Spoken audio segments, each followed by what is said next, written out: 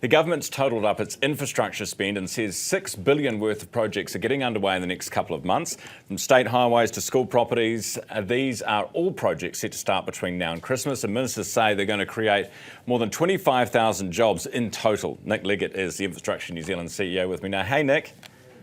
How you going? Good. Was this an announcement, or I think they called it an update? Because a lot of the stuff we knew, like the Otaki to Levin Expressway, we knew was starting in spring. Is any of this stuff new and useful information?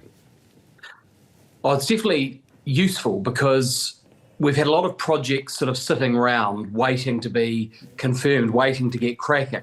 And what this announcement says to us is actually this side of Christmas, they're going to get going. And of course, the industry has been in a very stressed state for quite a while now because of the general economy and also because projects have been delayed or some cancelled.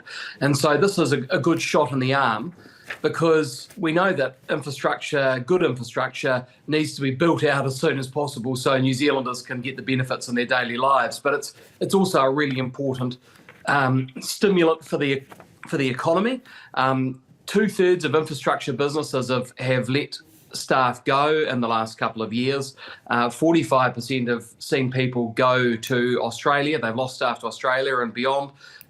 We need the skills in New Zealand to do the work. We need the work done so the economy can feel the benefits. And if you think about school classrooms, you think about roads, you think about decent hospital facilities. Yeah.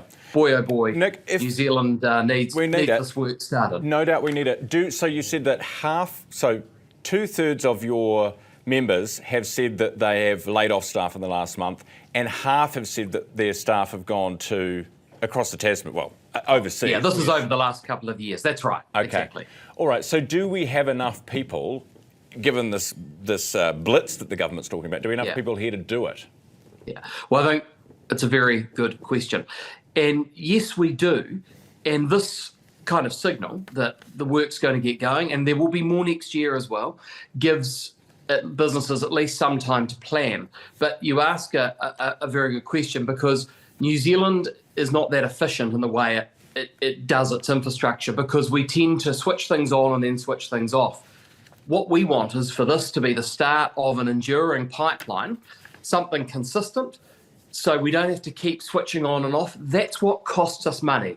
We know that Kiwis want value for money in everything that we build and every public service that we buy, but to deliver at the scale and the speed that this country needs, we have to have that visible and credible pipeline that people can see, so we know what's going to be built this year, next year, and the year after and beyond, because otherwise you are going to fall short of people. I mean, there will have to be, I think, for these projects, probably skills brought back or brought into New Zealand for some parts of the work.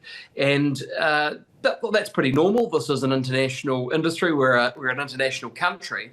But what we know is that when you let people go, as New Zealand has, and then you bring them back, it costs you more money. And the cost of that falls onto the cost of infrastructure and the projects. All right. So we could get the bills going up yet. Appreciate it, Nick. Nick Leggett, Infrastructure New Zealand Chief Executive.